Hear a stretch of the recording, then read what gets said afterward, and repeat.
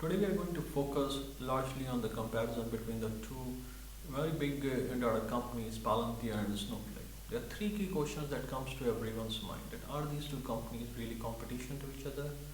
Why one company has a price to sales ratio that is above 100, another company has price to sales ratio that is in mid 20s. Top of that, one company is actually growing their revenue at least this year at a rate of 100% year on year, while the other company is growing at a rate of 44%.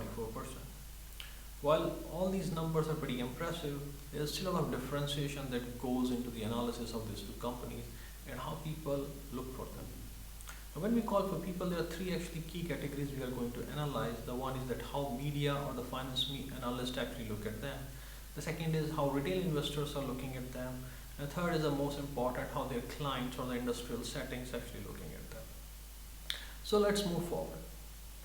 So before we go into any detail, I think it is something which is known to everyone that the data in an industrial context is a very complex affair.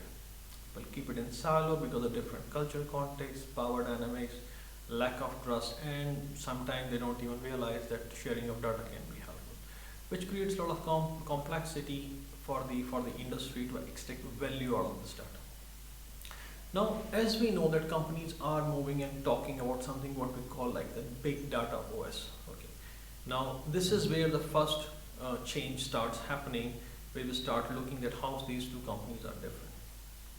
So, in a big data or in an ERP environment, when we are looking and we take the operating system approach, there are different layers in that. There is infrastructure layer where all your cloud infrastructure is coming. There is the legacy layer where everything, all the legacy data sources and the legacy products you are using that goes into that. Then you have the actual data layer which has several subsections inside it.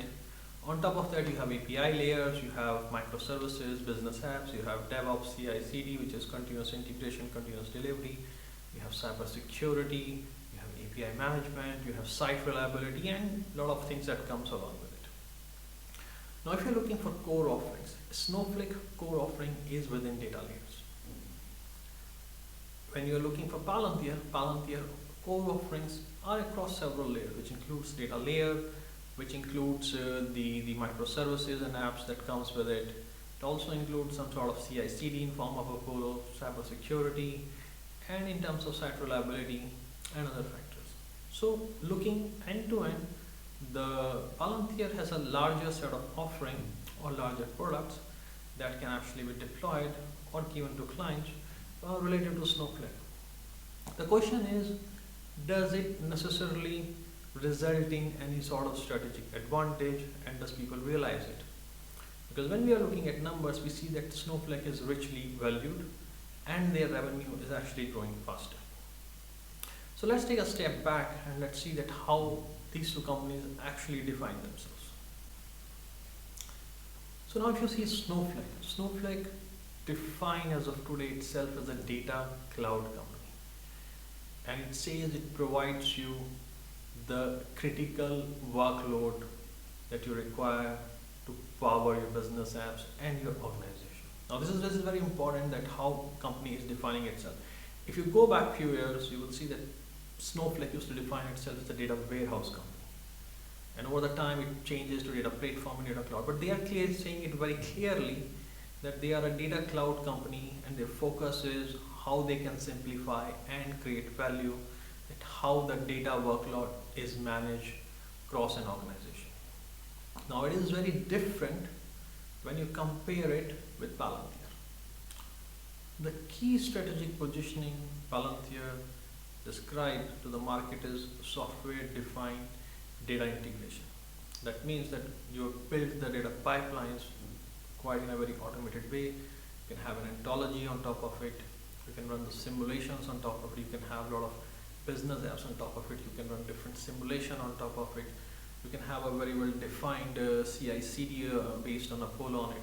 So it's quite a different thing, but the focus on data layer is to enable the OS part as well as the software part of there, which is slightly different when you see in terms of a Snowflake. So that's pretty much how these two companies actually define themselves. Now let's see how retail investor looks at them. Now, retail investors have, both companies have literally cult following behind them.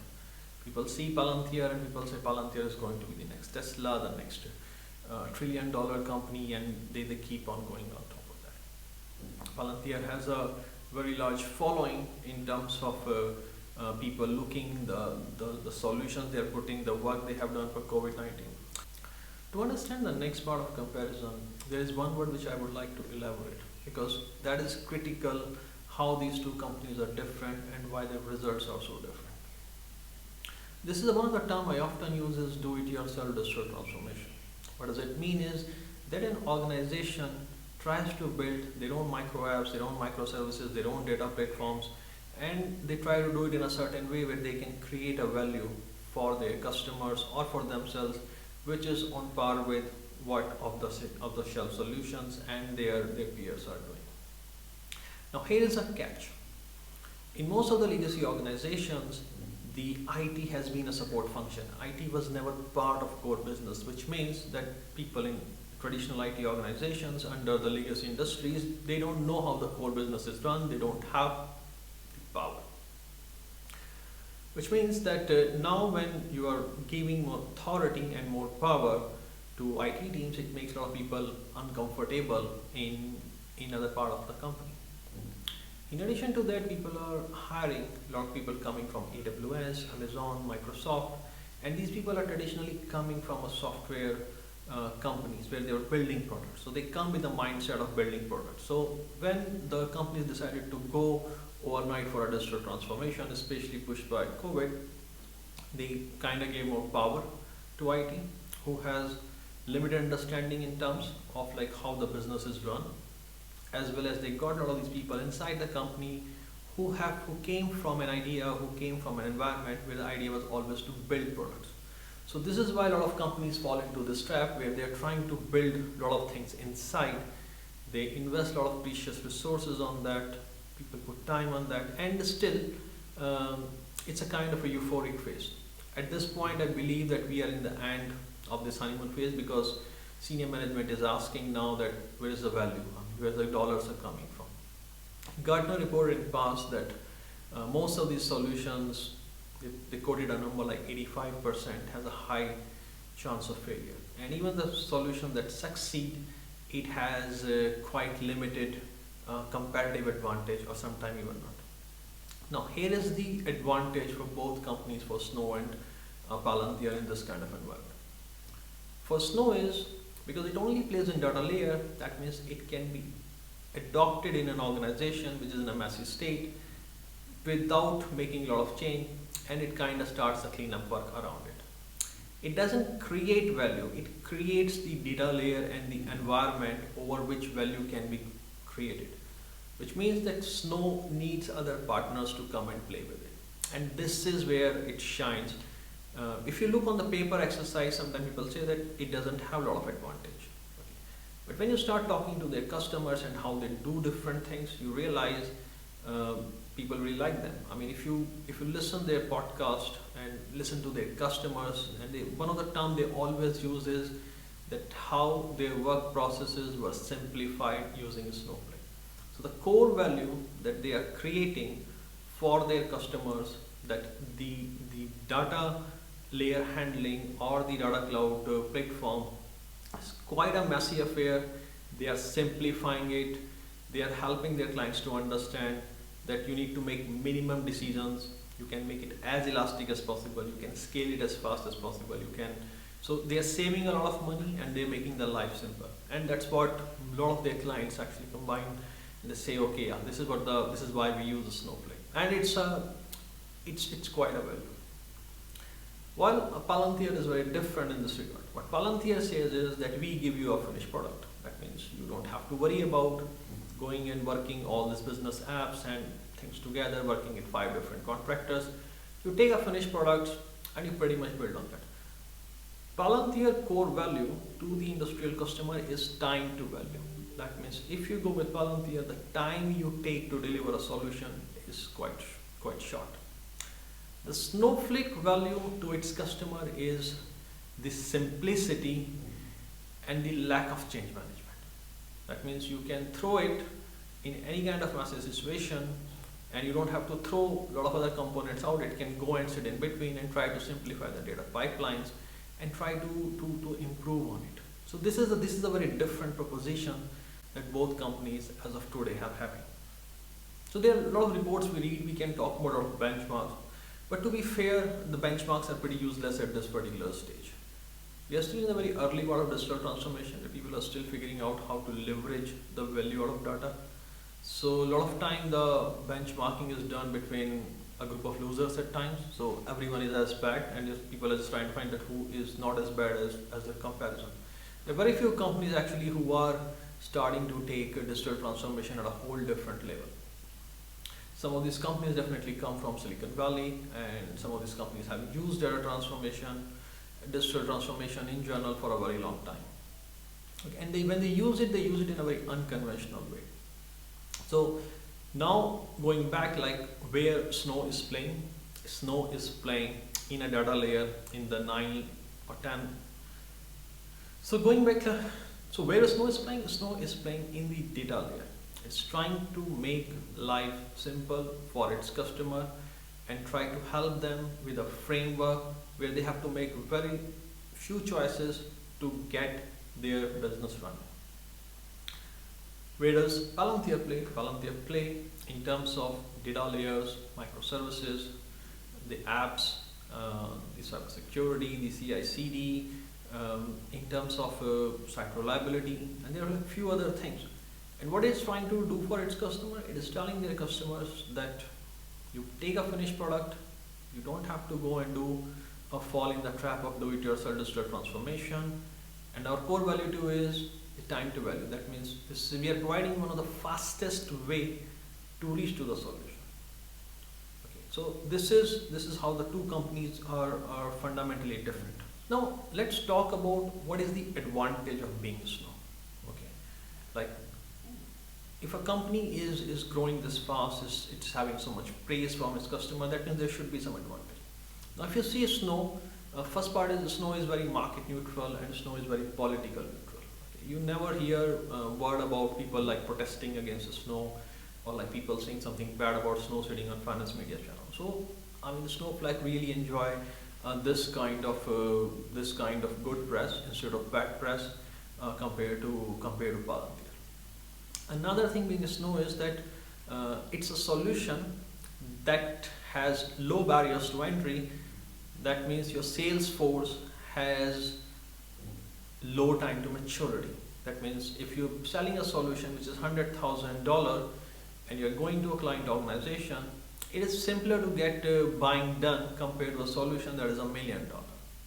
And this is why the number of clients that Snow has are far higher. It's a product that makes a lot of life simple, it's clean, and it works pretty much closer to a lot of IT department. People like it, and then the word starts spreading and everyone wants to jump on board. So being in Snow in that shape is pretty good. Now there is one advantage of Snow which is often not discussed, is like if you see the core technology, the core product, it was built on SQL.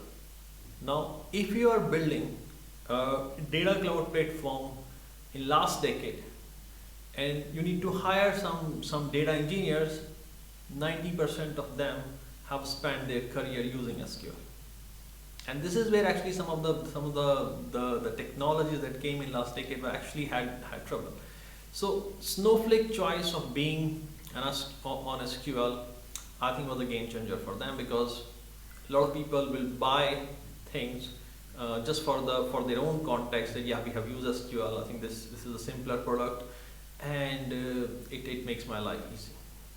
Now this is where Palantir is different, because Palantir came up with this idea of ontology, which is quite powerful, but people who are buying the softwares, they have never seen it.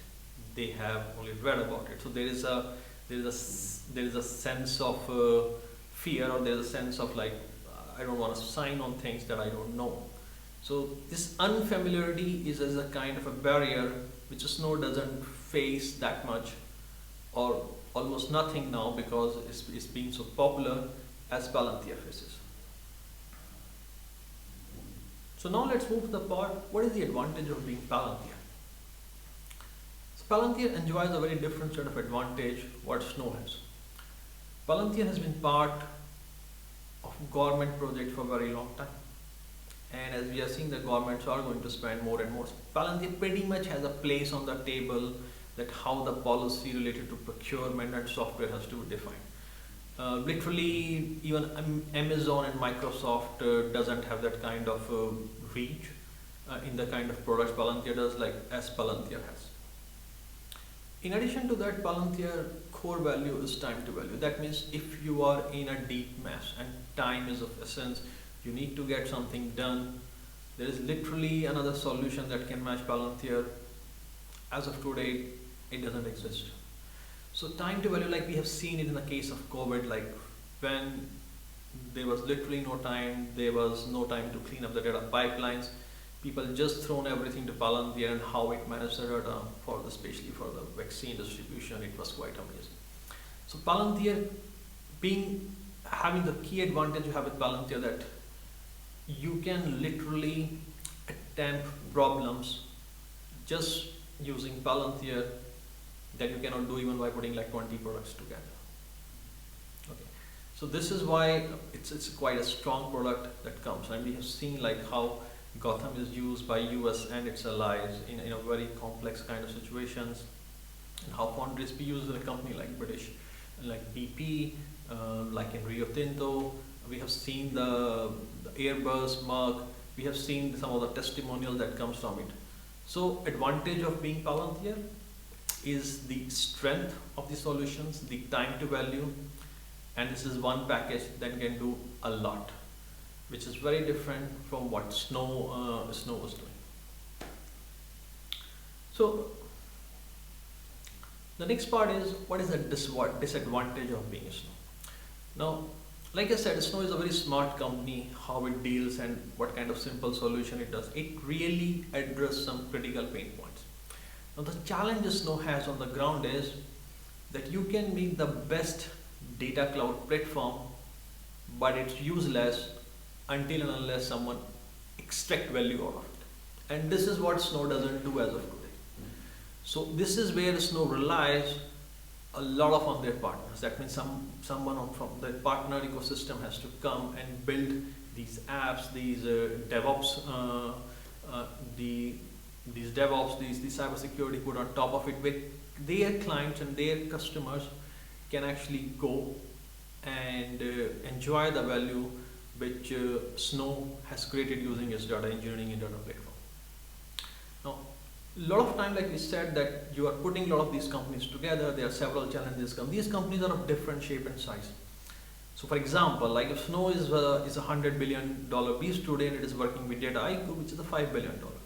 So companies with a different market cap and different philosophies at time, they can find a common way of working and a common ground of strategic partnership, but maintaining that kind of partnership as these companies grow in a different direction and different size is always a challenge. So what does that mean is that these companies can always work together and build quite innovative solutions, but the process is always going to be longer because they need to manage a larger set of stakeholders within their own companies, as well as how their relationship is with the client. So this is where the time that is needed to make a solution. So for example, like if I'm working for Snow and I know that this solution can be delivered, but I need to talk to my partners, and my partners could have a limited sales and technical capacity where they are using it to prioritize some other clients. So that kind of management is a challenge. So Snow is doing a lot of work in data engineering. So even in a solution or in a do-it platform digital transformation where it fails, the work that is done by Snow, pretty much 80–90% is still useful for the organization. But it doesn't get the credit as it should be because the organization has failed to create value on top of it. So that is where the dependence of Snow on its partner to extract more and more value out of its data,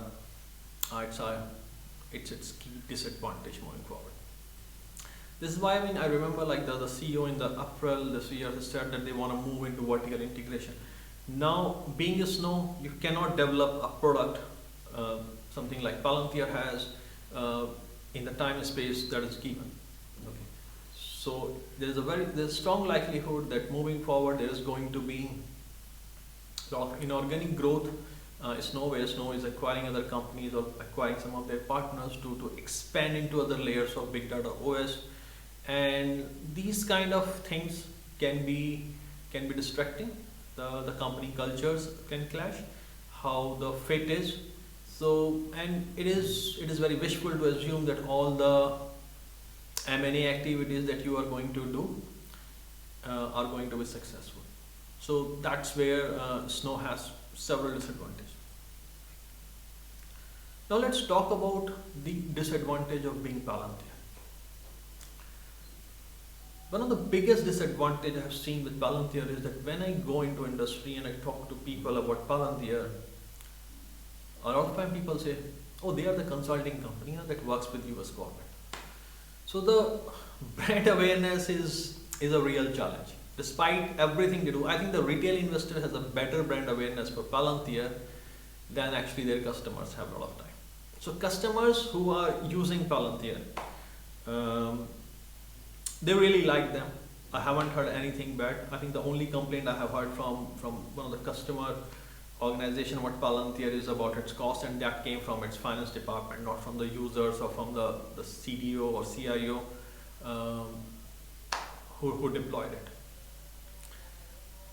But same people in their peer companies has sometimes very limited information about Palantir. Now this is the challenge which I have seen with them. A lot of time I talk to them, they even in my different roles, leading digital transformation and digital strategy in different parts and different roles, I mean, a lot of time my peers come to me and they'll say, yeah, I mean, we have this company, it's brilliant. And you ask them, I said, how much revenue they have for the year? They said, last year they got like 20 million. And then I start comparing their solution. I said how they are different from Snowflake and how they are different from Palantir. They said Palantir is not a right company to compare it. We are looking for the data solutions and they are more a consulting company. So brand awareness I find is quite complicated. I also find that a lot of time, because the new companies know that Palantir has this issue of brand awareness, they come to you and they say, oh, we do what Palantir does, but we do it cheaper. Now, of course, when you start looking under the hood, you realize that these companies, though they have really nice products, they are not Palantir. But since Palantir information is missing from a lot of industrial context, they use that misinformation for their advantage, and this is how it is. Another disadvantage of being Palantir is that when Palantir came last year, they were very clear that we are going to work with an organization that has 5 million and above the budget. So Palantir was not actually meeting their clients where they are. I mean, like for example, if I don't have $5 million budget, I already know that I'm not going to work with them. Another thing was that like Palantir came, and in the initial part they were very strong in saying that we are like a one-stop shop. I'm very glad that that messaging has changed, and now they are coming with more the masses that, I mean, we can work and we are flexible to provide you the pieces that you need to get your shop together. But that message has not yet been transferred to the peers or to the industry as well. The biggest disadvantage that comes with Palantir is its political image. Now, because of Peter Thiel's support for Trump, has pretty much seen in the Silicon Valley environment, yeah, I mean, this is not you're supposed to do, you have done it. So there's a bit of a pariah treatment for Palantir, and Palantir is also very vocal on some of the practices. They disagree with Silicon Valley or on Wall Street. Now these are powerful people, I mean, powerful ventures, powerful people sitting in media. They use their power of nudge and influence to create FUD whenever it is possible. So yeah, I mean, this is a disadvantage that will come with Palantir, and that will stay. A lot of time, Palantir got out front because of their work with ICE. Yeah, I mean, people can have different views about it, but thing is, these things are not going to go away. Now it is ironic because it is probably the only data company that that talks the real data protection. They don't mine the data. Um, they talk about civil liberty frameworks in data, how the data of access has to be controlled, especially nowadays. But these principles and these philosophies they are very well understood by the people who follow them, who like them as retail investors. But in industry or in media, these things are not talked about. Palantir, I mean, people will talk about it as a black box. So the point I'm saying is that this kind of negative media about Palantir is not going to disappear. It is up against some very strong and powerful player, and they do understand that a company like Palantir, with the kind of product it has, can really grow, and it's very strong.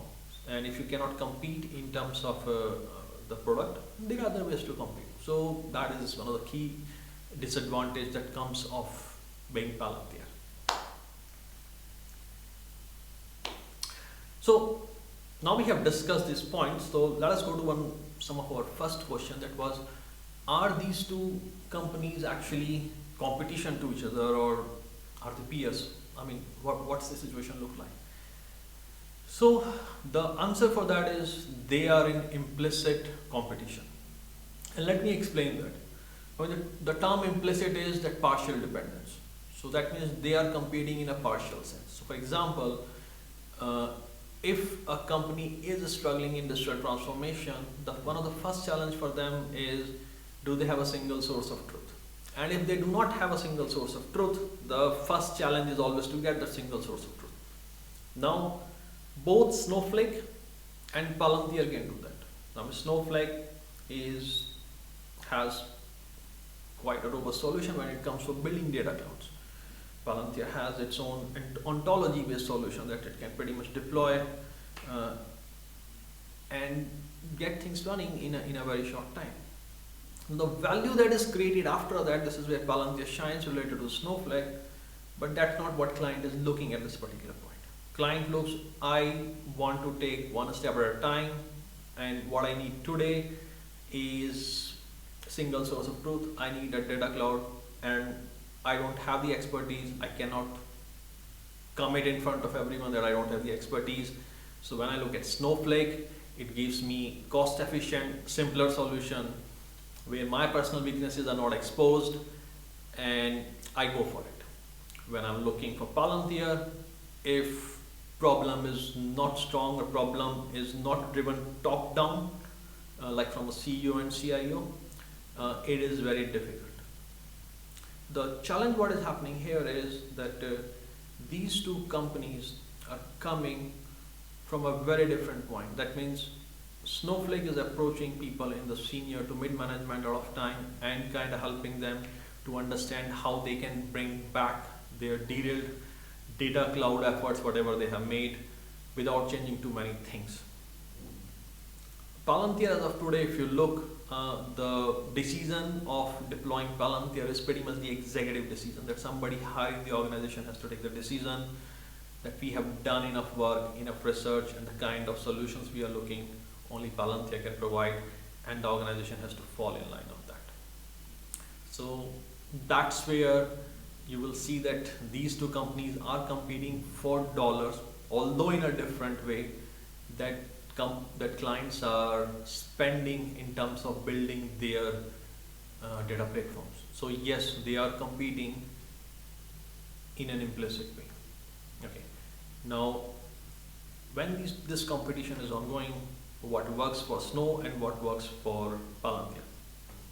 Now, what works for Snow is that when they are going to the client building this data platform, they also know that they need to work with their partners. That means their partner relationship with that client, the partner sales and marketing budget, the partner's effort, partner's know-how is also somewhat at their disposal. So in short, that they have resources to increase their sales, which are coming from outside at times. So yeah, they have a multiplying effort from that part. What is the advantage of being Palantir is that Palantir goes and does it because since they can do a lot of these things together, that means they capture the larger share of pie. So if I put it in a simple word, Snowflake has an advantage of getting additional resources to build bigger pie. Palantir has an advantage when it comes to take the larger share of pie. So the models and approach are different, but since from the client point of view, I'm spending money on data platform, so yes, I mean they are competing for that dollar. So that is why I use the word, the term which is called implicit competition.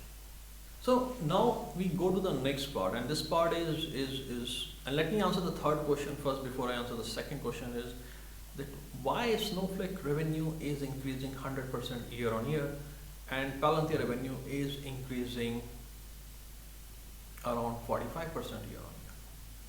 Okay, now here are some of the most interesting insights that these two companies have.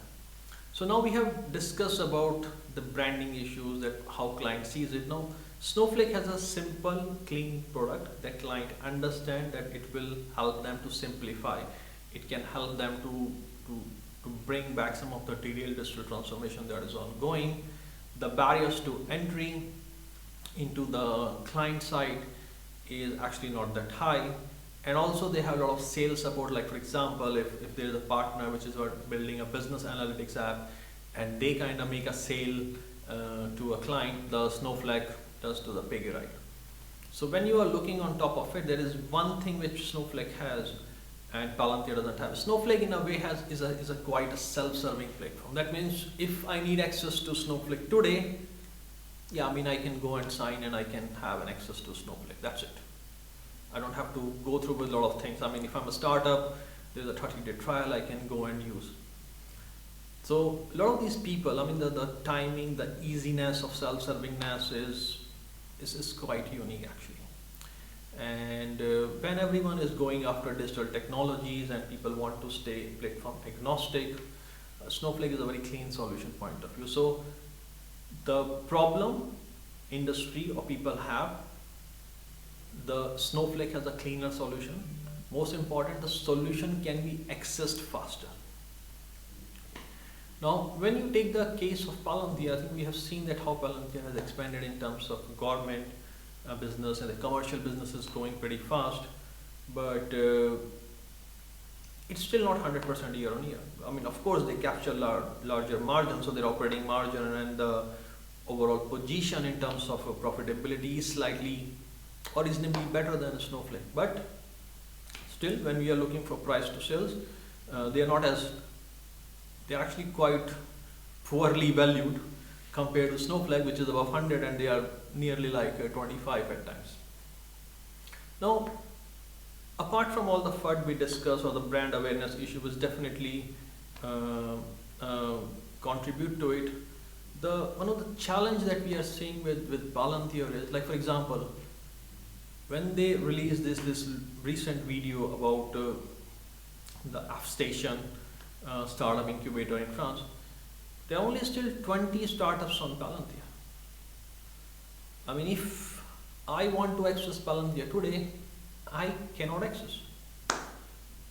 Because I'm sitting doing a startup in Southeast Asia, there's literally no way I can access Palantir. And this is where it's been different. So am I going to wait building my products because Palantir is not available, or will I go and take the incubation program from Snowflake or Google or AWS from somebody else? And eventually I'll build some product, and all the products are not global life-saving. So yeah, I mean, there's a lot of people who are generating products on these platforms because they are already self-serving. And they will generate revenue. It may not be high margin, they may not give a lot of revenue to these companies, but the life is simple for them. So in short, like one of the challenge, like one of the challenge which Palantir is facing is that it has just recently started expanding its sales force. So the reach of sales force to the industry and counterparts is still improving. The kind of solution they are going to sell to industry, it is not something that counterparts in industry are very much familiar at this particular time, so they need more time to digest it. So the sales cycle is longer. Palantir is not self-serving platform. That means it only expends as much effort they made. Uh, Palantir partners, like for example, if you see AWS and IBM, they are very different partnership compared to what Snow has in terms of partnerships. You see the partnership of Snow with .ico. And the reasons are that when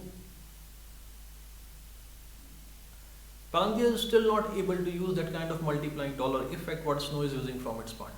That means IBM is not going to make a sale of Palantir. They will do a sale of their cloud pack and a portion of Palantir in terms of that can go with it.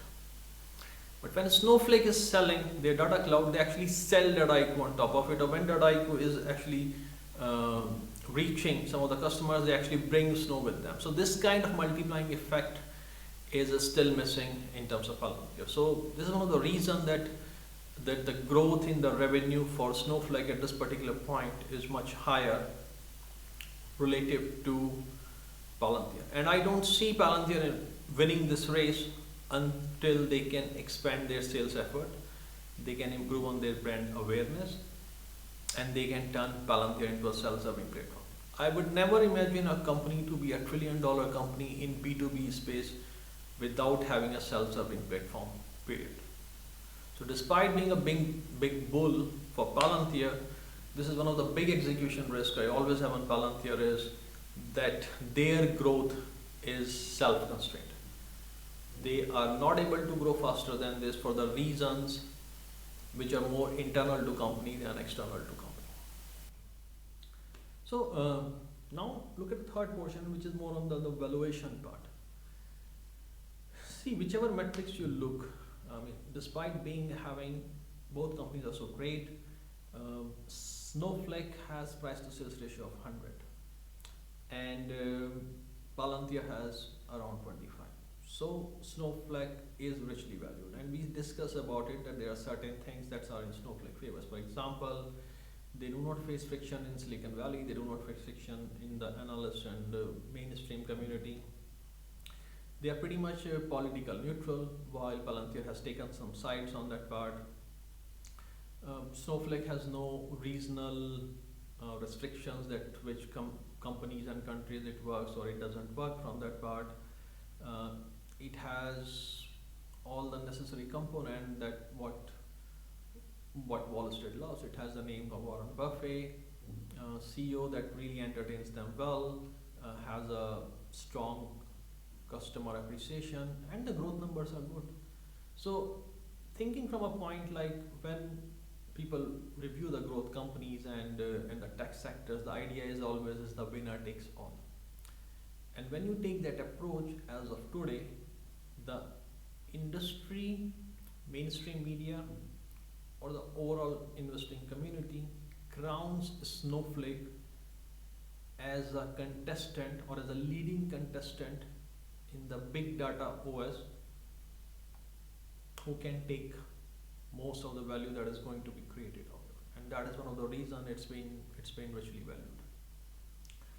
Now when Palantir is valued at 25, 26 B2S, it is still quite good valuation in some part, and still quite reasonable market cap. But because it is a self-constrained growth, the media love is not there, the investor love is not there, the Silicon Valley love is not there. So that pretty much create a sense in a very large community that there are going to be people, there are going to be companies that can never touch the Palantir. So on top of that, Palantir doesn't have any kind of a self-serving platform at this moment, or a marketplace if you would like to say. It has quite reasonable issue in terms of the brand awareness with the clients. That means a lot of clients who are considering Snowflake and a lot of other solutions, they don't even talk about Palantir. So yeah, it is an issue. So looking from that part, this is one of the big reasons that people don't understand. I don't expect the analyst community to understand the complexity of the things what Palantir is doing, and it's never going to be valued for as richly as Snowflake until unless it can can somehow correct some of it, and especially like the self-serving platform and the industry awareness, those kind of effort if it can get done. So I would never expect Palantir to be as richly valued as Snow is. That's, that is as of today and probably in the next 1 or 2 years. Okay. Now, can it change? Yes, it can change. See, at the end of the day, nobody like to miss the opportunity. So the way I see, and I read it somewhere, and I really liked it, that Palantir has an execution risk while Snow has a valuation risk. That means if Snow is so richly valued as of today, that means they need to keep that growth going. They need to keep that kind of customer engagement, partner engagement, and keep selling more and create more and more value and take a larger portion of the big data OS across different layers. Now, what Palantir has to do is Palantir has to get more acknowledgement of the complexity of problems it's solving. Because the moment the competition start realizing that their peers are succeeding because they are on Palantir, the choice to go to Palantir is pretty much given that particular time. Okay. This whole digital transformation honeymoon, whatever we call it, we are currently ongoing. It's not going to stay forever. At the end of the day, companies have to put their best resources and effort in the core part of their business, and this is where Palantir has to make that break. The question is always will they be able to do it? They have made some really nice moves this year. Palantir Unlock, Foundry for Builders, some of the key strategic SPAC investment, the recent investment in Oil Bank, which I think is pretty much first of its kind. But yeah, I mean their growth is pretty much self-constrained at this particular point. They have like 20 startups using Foundry. Why not 200? Why not 2,000? Why not 20,000? Today, if I want to have access to Palantir, I cannot. Now, apart from that, there is one area we always try to avoid is, like if you see, like I mentioned, like one of the reasons Snowflake succeeded in the early part because it was using SQL, which means that people who are going to buy, how much they are familiar with you, what kind of certifications. So, for example, I mean Snowflake, if you find the books on Snowflake, the material and case studies on Snowflake, like how it is implemented on the detailed architecture part, the certification part. Yeah, I mean, and these people who are doing it, they will be on the buying side one day. So, in a way, you create your future buyers when you engage in these kind of activities, and this is where Palantir is not investing. So, a company which is not having a self-serving platform, not investing in this kind of educating young generation, yeah, I mean they will struggle compared to have that kind of rich value. Now, don't get me wrong on that part. That it doesn't mean that they will not increase in revenue or they will not create more sales, but then they need to make choices and effort which is slightly of different natures to overcome it. So now, like having this discussion, let me try to summarize it. And I have borrowed these words. These are not my words, but they really resonated with me, and I really like them. Is that Snow has valuation problem, Palantir has execution problem. Snowflake has to ensure and keep pushing this running treadmill that they can create more and more value for their client and capture more portion of this value, work with larger set of partners, and build more products and services. While Palantir has to ensure that they can create this self-serving platform, educational know-how, people who can become future buyers at some point of time, create the right awareness and approach and reach to the industrial sector, and up to some way try to dampen the effect that has been created by its views from Silicon Valley and finance media. This is not going to go away. So answering those three questions that we asked in the starting, are these two companies competition to each other? Yes, they are in implicit competition to each other because most of the dollars spent as of today are in data platform and they both are competing for it. The second is why one company having revenue increasing 100% compared to other 44%. And the reason for that is very simple, is that industry has more brand awareness about them, their product has low barriers to entry. This is a problem which people has as in the hand as of today. They are using their partners multiplying dollars to increase their sales and access to client in a very smart way. So they are selling more. It doesn't mean they are getting margins more also. I mean, when you see the case of operating margins, it's a whole different story. Palantir takes a lead there, but I mean, people have discussed, I mean, if your margins are less, the only way you can make more money is by flipping the assets, and I think Snowflake is doing from that part pretty good job up there.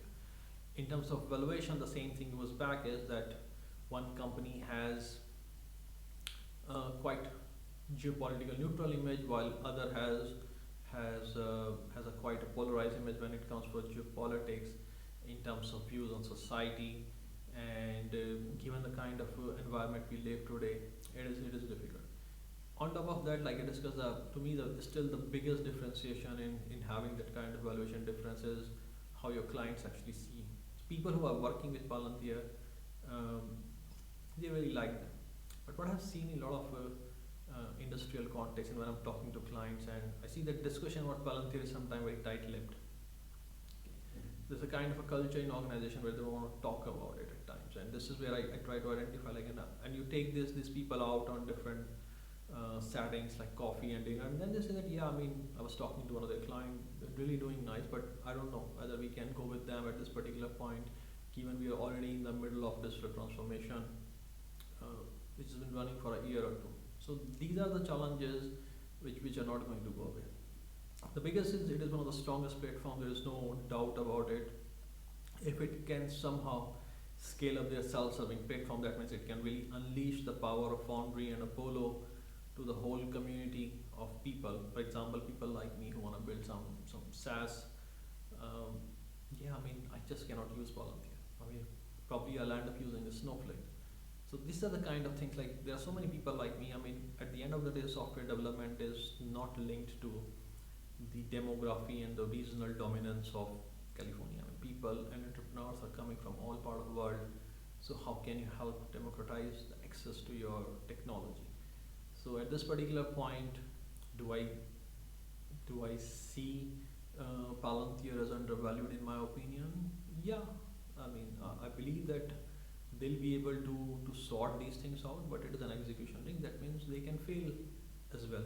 They have a strong leadership. They also have a strong connection from their own side, like that kind of table they have on the, especially in the government policy making in terms of AI, cybersecurity, and SaaS deployment in government and defense arena, which is quite unique. So they have certain advantage, but I mean, it is not done until it's done. So we need to see whether they manage to do it. On the other hand, I mean, Snowflake, I mean, they are in a purple patch right now. A lot of things are going for them. They are spending fast. The revenue is increasing. Can they do it forever? Probably not. But this is where their management has to come and evolve and find things that where they are going to find more revenues, which is already being priced in their valuation. Both are great companies. I expect both of them a lot of success. They are very inspirational, motivational to a lot of other people, and they're pushing a lot of big tech as well to improve like how they serve their customers. Customer experience is amazing. I mean, in my experience dealing with the sales team, whatever little I had exposure, I mean, I really liked. Both teams are very honest. They came across as someone who really wants to help you, and they were very open, like what they can do, what they cannot do. I really like that. So I wish success to both of the company. As far as investment is concerned, I mean, like I said, I see, given the rich valuation of Snowflake valuation is a problem. And when I see the complexity and the stuff that surrounds Palantir, I see the execution risk in Palantir. So given when I'm looking for the upside, my personal view and my personal dollar is in Palantir. Okay. Can it succeed? I don't know. I mean, it looks, that's why I'm here, but we'll see how it works out.